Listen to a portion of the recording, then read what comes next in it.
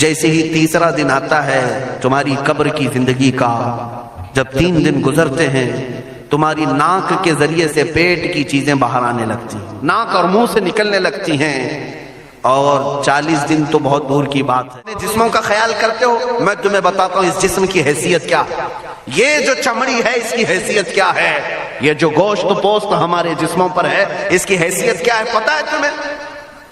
اس کو سجانے کے لیے عورتیں 2-2 گھنٹہ شیشے کے پاس کھڑے ہو کر میک اپ کرتی رہیں۔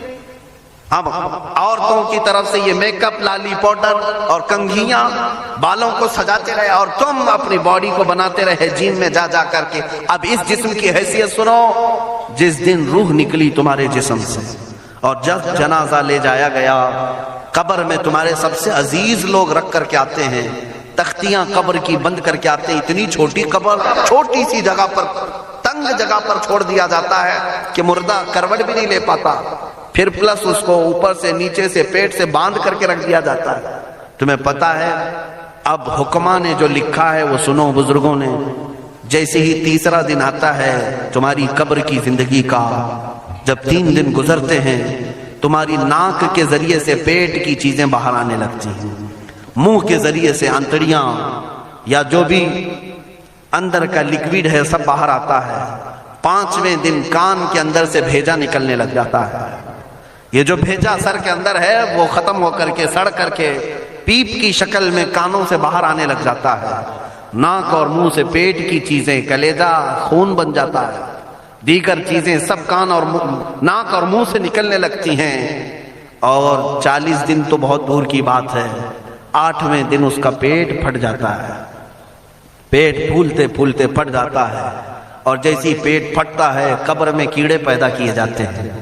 تم 1000 کوشش کر لو لیکن وہ کیڑے اسی کے لیے پیدا ہی کیے جاتے ہیں، ان کی غذا ہے، وہ ناک سے نکلا ہوا گودا، منہ سے نکلا ہوا گودا کھانے کے لیے کیڑے جمع ہو جاتے ہیں، پورے جسم پر طاری ہو جاتے ہیں۔ پیٹ جب پھٹ جاتا ہے تو اتنی شدید تعفن والی بو آتی ہے کہ قبریں بند ہوتی ہیں، ورنہ کئی لوگ صرف بو سے بیمار ہو جاتے ہیں، کئی لوگ۔ اور یہی ہمارے جسم کی حیثیت ہے، یہی ہمارے جسم کی حقیقت ہے۔ اور چند دن گزر جاتے ہیں کہ اس کی آنکھوں کی پتلیاں لٹک کر کے باہر نکلتی ہیں، اس کی آنکھوں کی پتلیاں باہر آ جاتی ہیں اور گڑے پڑ جاتے ہیں۔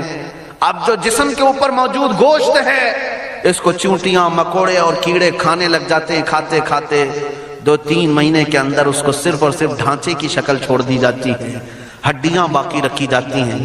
جن بالوں میں تم کنگھیاں کرتے ہیں ان بالوں کی جڑوں میں پیپ پیدا کیا جاتا ہے، ہر بال کی جڑ پیپ بہاتی ہے۔ اور جن چہروں پر تم پاؤڈر لالی لگا کر کے اس کو سجایا کرتے آئینے میں کھڑے ہو کر، ان چہروں پر اللہ تبارک و تعالیٰ ایسی جھریاں پیدا کرتا ہے۔ یہ تو عام لوگوں کی بات، اور اگر گنہگار ہیں تو ان کے چہروں پر بچھو چھوڑ دیے جاتے ہیں۔ السلام علیکم ورحمۃ اللہ وبرکاتہ۔ میرے پیارے ناظرین، رکو دوستو رکو، کیا آپ کو معلوم ہے کہ مرنے کے بعد قبر میں ہمارے ساتھ کیا عذاب ہوگا؟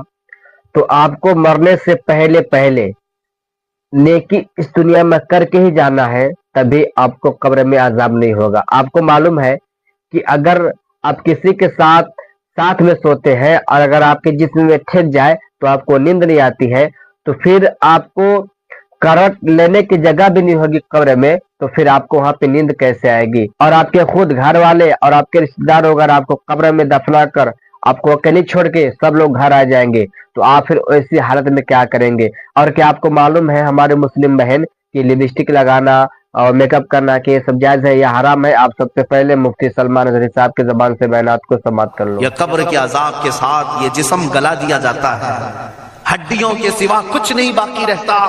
تم کیا سمجھتے ہو مرنے کے بعد احساس نہیں ہوگا؟ مرنے کے بعد ہر درد کا احساس دگنا کر دیا جائے گا۔ آج زندگی میں جتنا تمہیں چونٹی کاٹنے سے درد ہوتا ہے، مرنے کے بعد یہ درد 10 گنا زیادہ بڑھ جائے گا، تمہیں اور درد ہوگا اور درد ہوگا۔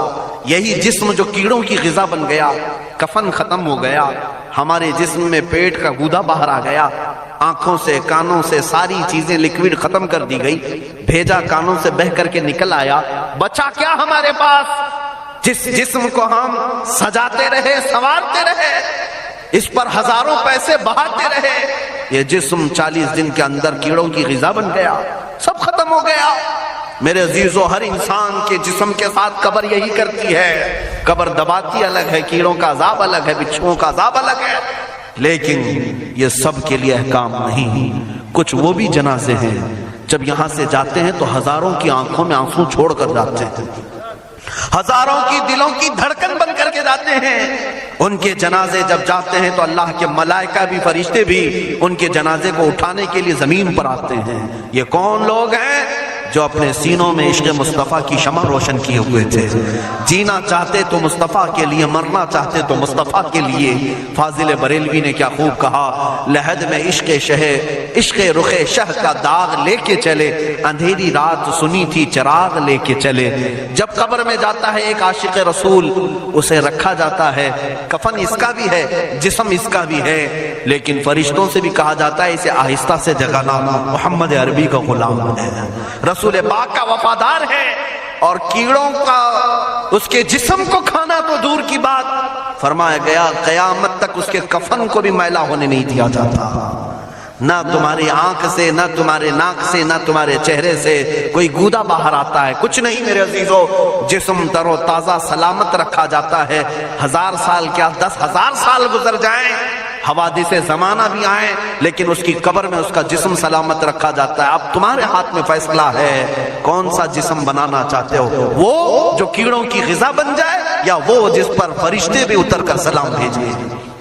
میں نے خود میرے مرشد گرامی کے جنازے میں حاضری تھی، حضور تاج الشریعہ بدر الطریقہ رحمت اللہ تعالی علیہ، جس مرد قلندر نے اپنی پوری زندگی عشق مصطفیٰ میں گزاری ہے۔ آج تم نعرے لگاتے ہو تاج الشریعہ تاج الشریعہ، ان کے شب و روز دیکھے تھے کبھی؟ ان کی صبح اور شامیں دیکھی تھی کبھی؟ بہت پیر ہوں گے جو باہر پیر ہوں گے، اندر پیر ہوں گے، لیکن تاج الشریعہ کو میں نے اندر بھی دیکھا ہے، باہر بھی دیکھا ہے۔ آنکھیں بند بھی ہوتی، آنکھوں سے اگر کوئی چیز نظر بھی نہیں آ رہی ہوتی، تب بھی اتنا خیال ہوتا کہ کہیں سطر تو نہ کھل گیا ہو، کہیں پائجامہ اوپر تو نہیں ہو گیا ہو۔ سونے کے حالت کی بات کر رہا ہوں، کوئی نہ ہو تب بھی یہ خیال باقی رہتا۔ کون سا ایسا دن گزرتا جب وہ دلائل الخیرات نہیں پڑھ رہے ہوتے، قصیدہ بردہ شریف نہ پڑھ رہے ہوتے، ہزاروں سفر کی مصروفیات کے باوجود حضور پاک کی محبت کے نغمات میں کوئی کمی نہیں آئی۔ لیکن میں آج آپ کو ایک بات بتا دوں، جب انتقال ہوا وہ جمعہ کی شام تھی، اور ہمارے مردوں کو 6 گھنٹے 10 گھنٹے میں ہم کو قبرستان سپرد کرنا پڑتا ہے، 12 گھنٹے رکھ دیں تب بھی فریج منگوانا پڑ جاتا ہے، اس کے بعد قبرستان کے حوالے کر دیں۔ میرے مرشد گرامی کے انتقال کے بعد 48 گھنٹے رکھے گئے تھے، 48 گھنٹے رکھے گئے، اور اس کے بعد جنازہ پاک کو غسل دے کر لایا گیا۔ یہ فقیر قادری جنازے کی گاڑی میں شریک رہا، حضرت کے قدم پکڑ کر کے میں قبر تک رہا۔ میں آپ کو صرف اس لیے یہ بات عرض کر رہا ہوں کہ جب گاڑی جنازے کی چلتی تھی، میں نے زندگی میں بھی حضرت کے ہاتھ پکڑ کر کے ادھر ادھر چلائے۔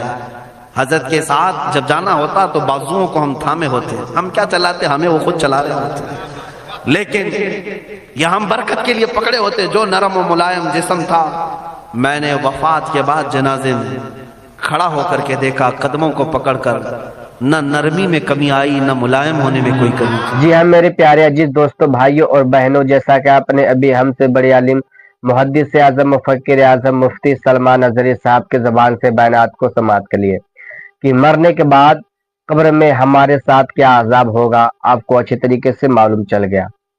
تو میرے پیارے ناظرین، میرا ویڈیو بنانے کا مقصد یہ تھا کہ آپ بھی مرنے سے پہلے کچھ اس دنیا میں نیک کام کر لے، نماز کو ادا کر لے، گناہ سے بچے، نیک کام کی طرف بڑھے۔ آپ تو آپ اگر مر جائیں گے نا، تو آپ کے گھر والے، آپ کے گاؤں محلے والے، آپ کے رشتہ دار وغیرہ آپ کو کاندھے پر آپ کے جنازے کو لے جائیں گے اور قبر میں دفنا کر سارے لوگ گھر پہ آ جائیں گے، صرف آپ کو وہاں پہ اکیلا چھوڑ دیں گے۔ اور آپ کو معلوم ہے کہ جب آپ کو گھر میں اکیلے نیند نہیں آتا ہے تو پھر آپ کو ایک ایسی جگہ جہاں پہ اندھیرا ہوگا، نہ آپ کی کروٹ لینے کی جگہ ہوگا، نہ آپ ایسے ہو سکتے ہیں نہ ایسے ہو سکتے ہیں، تو پھر آپ کو ایسا میں نیند کیسے آئے گا؟ تو آپ کے ساتھ کیا عذاب ہوگا آپ کو اچھی طریقے سے معلوم چل جائے گا مرنے کے بعد۔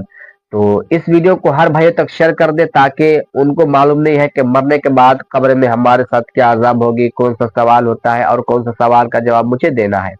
اور ہمارے اسلام میں लिपस्टिक लगाना और मेकअप करना, क्या ये सब जायज है या हराम है? आप जो अपने जिस्म को नुमाइश करते हैं, खूबसूरती का घमंड करते हैं ना, एक दिन सब मिट्टी में मिल जाएगा। आपके शरीर से ऐसे बदबू निकलेगा कि अगर कोई दुनिया वाला इंसान उसको लेंगे ना तो बेहोश हो जाएंगे, इतनी गंदगी शरीर के अंदर से बदबू आएगी। तो मैं आपका मेजबान कारी तस्बीह आलम, मैं आपका हर मौके पे खिदमत करता हूँ। तो मेरा मकसद ये हुआ और मैंने सोचा कि चलो जो भाई गुनाह कर रहे हैं, जिनको मरने के बाद ये भी ख्याल नहीं है कि हमारे साथ अजाब क्या होगा, तो उन तक इस वीडियो को पहुंचाओ ताकि वो भी सबक सीखे और गुनाह से बचे और नेक काम की तरफ बढ़े। तो वीडियो अच्छी लगी हो तो वीडियो को हर भाई तक शेयर कर दे। और मैं आपका मेजबान कारी तस्बीह आलम, मैंने आपसे वादा किया है कि मैं जब तक इस दुनिया में रहूंगा मैं आपका खिदमत करते रहूंगा। तो दोस्तों, अगर आप हमारे चैनल पर पहली मर्तबा है तो चैनल को भी सब्सक्राइब कर ले, और अभी तक वीडियो को लाइक नहीं की है तो वीडियो को भी लाइक कर दे, और लाइक करके और सब्सक्राइब करके दूसरे भाई तक वीडियो को भी शेयर कर दे। फिर अगली वीडियो में मिलते हैं। खुदा हाफिज।